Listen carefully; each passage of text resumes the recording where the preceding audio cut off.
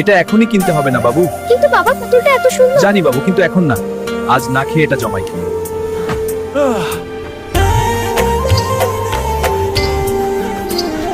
রাহিম দোকান থেকে সেই লাল পুতুলটা কিনে বের হলো, তার মুখে বিশাল হাসি।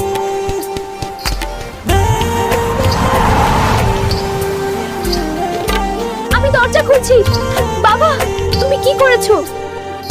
মা, তোর পুতুল দেখ, একটুও ভিজতে দেয়নি।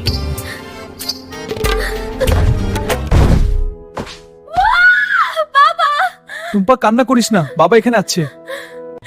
মা, আমি মনে হয় আর বাঁচবো না রে। আমি তোর জন্য কিছুই করতে পারলাম না।